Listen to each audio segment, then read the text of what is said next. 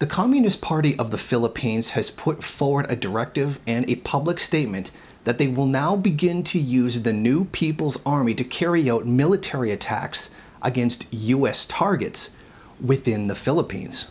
And this is something that has not really been done before. All their attacks have been against local forces, police, military, etc.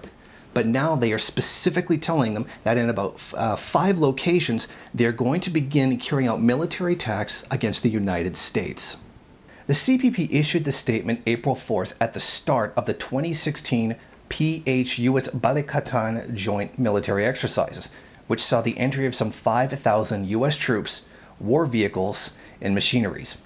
The exercises ended today, April 15th, leaving behind some 200 US service members and patrol planes that will remain stationed in the former Clark Air Base in Pampanga, the first batch of troops to officially base in the country under the Enhanced Defense Cooperation Agreement.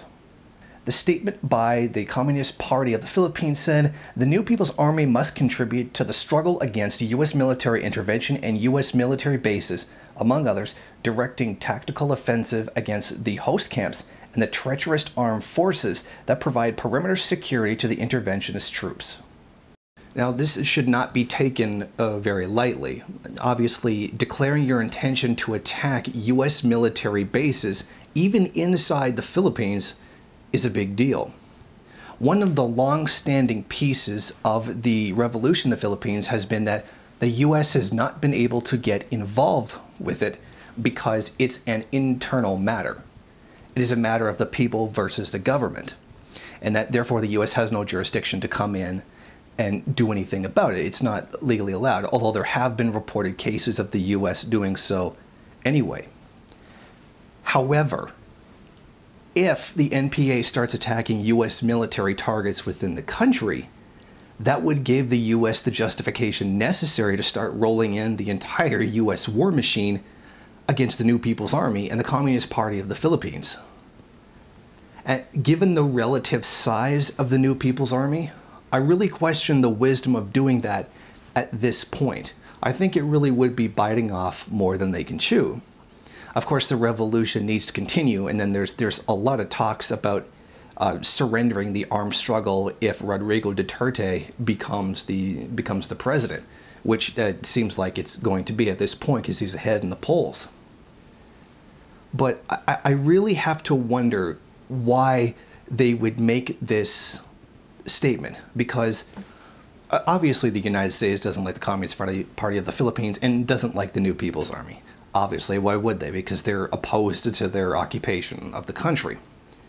But they've never had a direct reason or justification for getting involved in the armed conflict. If the NPA does attack U.S. military stations, that will give the U.S. military the justification they need to come in and start fighting against the guerrillas, which would not be a good thing because their numbers are really not enough to stand up to the United States if it decided to come in and do that. So I'm wondering if this is part of the strategy. Okay, vote Duterte so we can end the armed struggle and then we don't have to go after the United States, so we can avoid that whole mess.